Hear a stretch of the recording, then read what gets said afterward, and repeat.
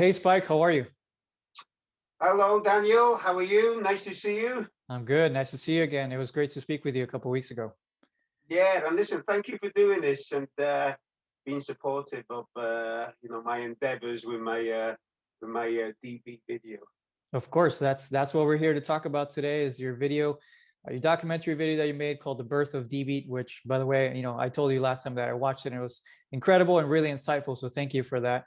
That's really where I wanted to get started, jump right in. So if you can get started, tell us your name and then your story, your backstory.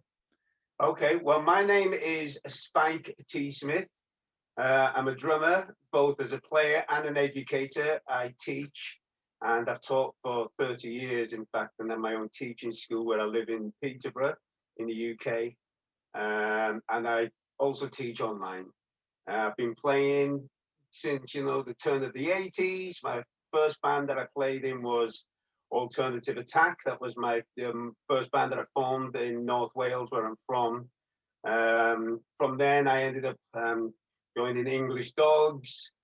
So I played for English Dogs, Sacrilege, The Damned, New York Dolls, Wow. Morrissey, um, Killing Joke, Conflict. I was with Conflict for 11 years. I played with Steve Ignorant. Did the Last Supper tour, which was um, a tour we did performing exclusively a Crass set. And Right. we went around the world with that. I did that in about 2011, 2010, 2011. I played for Sham 69, Cockney Rejects, Chron Gen, HR, Our Bad Brains. So yeah, I've had a fair share of playing with punk bands and the subgenres associated with it. You could definitely say that. Wow, that is a long list, but it's a really, really good list. So that's pretty incredible. It's funny that, last 2 weeks ago when we discussed this, we didn't know that we shared the stage at some point, which is pretty cool back in the 2011. So that's Yeah, a really cool story. So a lot of bands, a lot of experience. So you're not only a professional drummer, you've toured with a lot of great bands. You've been a part of a lot of great bands. You're also a drum teacher, correct? that's right. Okay, awesome. And so thanks for telling us a little bit about yourself. To talk about the video now, what I kind of want everybody to know that's watching this is to kind of get to learn why you made the video. So let's talk about that. Why did you decide to make a video about the birth of Dbeat? Well, very much like you. I had an idea of starting off. My idea was to do some, tutorial videos about the DB or how to play it, or to show a few ideas that might help people to develop the DB. As I was thinking of doing this, and this all started last summer in 2020. I thought, well, being as I'm an educator, I get a lot of questions asked to me when I'm teaching as opposed to when I'm playing. Right. Um, I thought, well, it'd be interesting to find out where it started for the people that are seen as the innovators or the originators of this beat. And Right. originally, I was going to do it where it was pretty much exclusive to Ted Roberts of Discharge, being as the term DB, Hmm. the rhythm and the musical style that's come from it all stems from that. And I did a little trailer, put a little trailer out last summer, just with me doing a short clip of playing the DB Okay. and saying that I was going to do more and to keep an eye out, just to put the feelers out a bit. And people seemed enthusiastic about the idea, but I noticed a lot of maybe old music fans or punks or older punk musicians. The one thing they'd end up saying was, "Oh, it didn't start. This Hmm. chat didn't do it first. I first heard it on, Buzzcocks record." Right. And I thought, well, yeah, actually, I know this. You don't.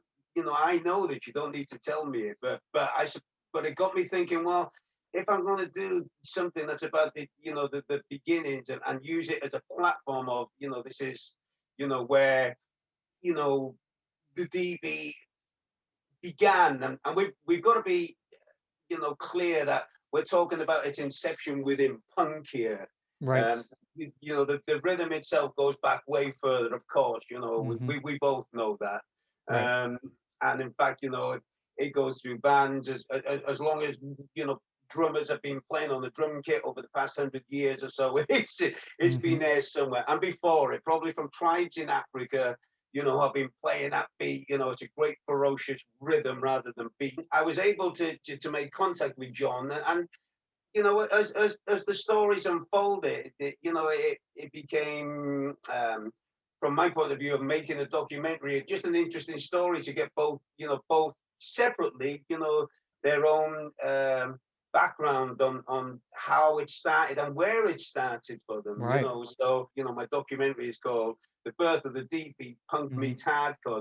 The punk meets hardcore for me is a little bit, you know, how the Buzzcocks used the rhythm to how Discharge used the rhythm. I mean, there's no connection between the bands. Right. It's just a coincidence. If we're labeling it all under punk, then there is a connection for us, the listeners, many years on. Right. The other thing was that the information simply wasn't out there, and I thought, you know, I wanted to know what about that information, or I wanted to hear those stories. But Hmm. we're all getting older, and we've got to be mindful to try and get this information what people are still about. I mean, Right. Ted and John are both healthy men, but you just don't know, and it's important. I think people are about to ask them, to get their stories, Yeah. and it's there now for anybody that's interested. And I think that's the really important key part, the contribution that you've made to this historically. Now it's going to be something that we can always look back to and just be able to have that documentation of speaking with Tez and John Marr, right? So as you mentioned, Yeah. there's a lot of people that could say, well, Dbeat started in 1915, right? But we're Yes. talking about a drum beat, and that's great, right? So yeah, you could Yeah. argue that any culture or any style of music has played that drum beat at some point or another. Now what Exactly. we're both discussing is not only that, but also that beat essentially has helped define a subgenre of punk now that we all know as DB, right? and Exactly. how and how Tez was so influential in that, because it wasn't in one song, right? It wasn't in 1 minute of a song, it was in several songs, correct? Exactly. And I mean, that was a point that I wanted to make clear. And in fact, John himself, made his point clear that, he only really used it twice in the whole Buzzcocks career or early career, Right. the first three albums and all those singles that they recorded. So they went, defining the sound at all from Hmm. that. Whereas um, Discharge, and I remember hearing those EPs as they were coming out in quite quick, rapid succession, in Sure. 1980 into 1981. And out of the 12 or so, well, I think it's 12 songs that are on those first three EPs. That rhythm is in nine of them. Right. So they were, or the rhythm and the style of the band was really being set up. And I mean, by Decontrol, they'd established a new sound. Right. And that's again, that's what we want to continue to document together, right? So we were Yes. talking about that just a couple of weeks ago, and kind of the journey that you're going to take on by making more videos, which we'll touch on in a minute. But before we get to that point, let's talk about how you could describe DB. How do you define DB other than just, again, the drum style and making it a subgenre right now? How would you define it to somebody that has never heard of it? Okay. Well, technically, to my mind, and the DB is created with bass drum and snare drum, Hmm. and that is the pulse of the rhythm. There, the boom ga boom ga boom ga boom ga boom ga boom ga. Right. Um, that is to me DB, and if we're being very strict about DB in its most raw and natural form, that the right hand follows the right foot. Right. So you have the right hand playing, you know. Right. Probably better to look at our videos than me trying to demonstrate it with my voice. But Right. That to me is, like if I had to explain to somebody, what the D-beat is, I would say, right, that's what you hear. And what we have to bear in mind, of course, is when people aren't drummers, they don't hear all the subtleties. They don't hear whether it's a Right. crash cymbal or a hi-hat or the bell of a ride or whatever. They just hear, the fundamental, um, pulse and basic, the rhythm itself. So Right. so that's how I would define it. And I I think think, that the D-beat is created between the bass drum and snare, and then everything else that you put on it, it's still D-beat if the bass drum and snare is playing that pattern, regardless of what you do. and I Um, appreciate you sharing that because, when I made my video, it was just my perspective. Of course, I even said it in there, even though people throw it back at me plenty of times when I said, I'm not a D-beat expert and I'm not, oh, and I'm not a oh, drum teacher, but you are. And well, it's thank you. just, yeah, go Yeah, ahead. sorry, I'm talking across you. Yeah, but well, thank you for that. But of course, like you don't need to be an expert. Right. The thing is that it's a shame when you hear people that are a bit mudslinging because it needn't be about that. But let's not forget that the two innovators of this rhythm were both young men who'd only been playing a matter of weeks Right. when they somehow magically concocted this little beat. That here we are talking about 40 years later, that, like you pointed out, it's not only a rhythm, but now it's a musical style, Right. that's known the world over. It's had a massive impact. And that's why, again, I wanted you to kind of talk about your perspective of that because I agree with the same knowledge that bass drum and the snare are the fundamental of D beat, and it's really important that for anybody that's watching this, whether you're looking to play drums or just trying to understand it in general, that you understand that that's a good way to evolve the beat, and that whatever you do with a cymbal, a crash, a ride, Yeah, fills, whatever, that's the yeah. point. There's no one way of playing it, and I think you would No, agree with that, right? I would 100% agree with it. And in fact, when we were talking about, like how I came up with, like what was behind my thinking with this Mhm. idea. My idea is with my tutorial DB bit is to actually, is to move it forward Right. because I can also remember, that when these bands were first about and playing this, and we were hearing Discharge, and I was like a young player as those guys were. In fact, I was younger. I was in my early teens. I was like like 13. Of course, I couldn't play properly, and that was the great thing about the DB. Because it was created by young drummers who were just making their first tentative steps with the instrument. Right. It's played by amateurs, but the great thing about that is that that's encouraging to new younger players. One of the things with developing the DB, one of the first things that any young player will probably learn is how to play it what we might term correctly. Now, this is almost moving away from what purists might call a DB, but it's where the right hand now plays a steady quarter note pulse. Sure. And I just about remember hearing GBH, their first 12-inch leather bristle studs and acne, and Will Fair drummer could play it correctly. Hmm. So it was still DB, but now, there was like a slightly more um, user wouldn't be the right word, but Yeah. there was a more developed player behind the rhythm, Right. and so of course that became an aspiration. And as a young drummer, it's like, oh, that's he's playing the hand straight. Well, I want to be able to do that now. So that to me was the beginning of the evolution of the drum rhythm for me at least. Right. No, and I would completely agree, and then with this journey that we're talking about with your video, we talked a little bit about your story, and we want to make sure that everybody, takes the time to watch that video to learn more about this. What's the next step for you as far as your DB journey, I guess, right? With the videos that you're looking to make. Yeah, well, so now I've started doing, like my first one is, that will be the next video I put out is what is a D beat?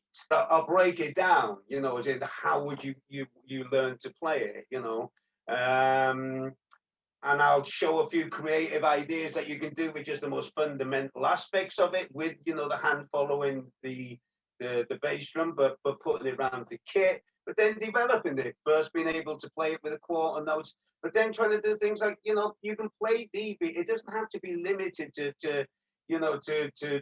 as it began, to the sound and the way it's being played. You can start to you can play a Dbeat in odd time signatures. It's something I haven't really heard people do, but I experimented with it, and it's great. You can come up with some really cool stuff. Playing, like different ride cymbal patterns. So you start to play a melodic ride cymbal pattern. Now you start to bring maybe a bit of Latin drumming into it. It doesn't mean it loses any of its intensity. It can still be full on hardcore punk, but it's just about being creative. And one of the things that I'm big on, Daniel, is to move forward. It doesn't, to sometimes I feel as if it's all retrospective, and it's like there's no need for that. I would agree, and thankfully, people or bands are showing us that that's true, right? Well, I mentioned to you again when we discussed this a couple of weeks ago, incredible bands that have taken it many steps forward. Bands like Tragedy, Wolfpack, the band that I'm wearing here from Sweden, and there's many other great bands that could be mentioned. But that's what we're talking about. Just making sure that when people watch this video and your video and many other videos that are going to come, that they understand that we're just talking about the fundamentals, kind of where it came from and where it needs to go. And that's kind of what we need, right? So other than that, Spike, other than encouraging everybody to watch your video, is there anything else you would like to share and regarding the video or anything else? Well, not really. I mean, I would just encourage people, have a look at the video. If they've got any questions or comments, please leave them. Subscribe to my YouTube channel, which is, I'm easily found. You just go into YouTube, Spike T. Smith. There's loads of videos of me playing with a bunch of those bands that, like I mentioned earlier on. Of course, I'm a teacher educator. You can get in touch with me about that as well. Musically, just as a finishing point, I'm currently in a British death metal band called Memoriam, and I've just recorded their 4th album with them. I've only just joined them. I joined them last summer, and I've recorded their 4th album, which is called To the End, and it's coming out in March. So I've got a lot of activity, and as I said, I want to do a lot more with the Dbeat, and as I said, I want to encourage people to try ideas with it and to push it forward, or hopefully to help them with their playing and their ideas. Right. Well, thank you again so much for sharing that. And for anybody that's watching, as Spike mentioned, not only can you follow him, subscribe to his channel, share this video, share his video, just continue to share this so that we can continue to build a community and continue to talk about awesome things like this, right? So to wrap up this part of the video, Spike, tell us where anybody can follow you, your website, any last points so they can make sure they can stay connected with you. Okay, thank you, Daniel. My website is everything's pretty much under my name, so it'd be www.spiketsmith.com. There's lots of videos, lots of information about me there. Again, I'm contactable from that point. Facebook, you can find me, just as Spike T. Smith or Spike T. Smith Pro Drummer. And you can find me on Instagram the same. I'm active on all of them. So, have a look to see what I'm up to on there. Just stay in touch with me if you feel you want to.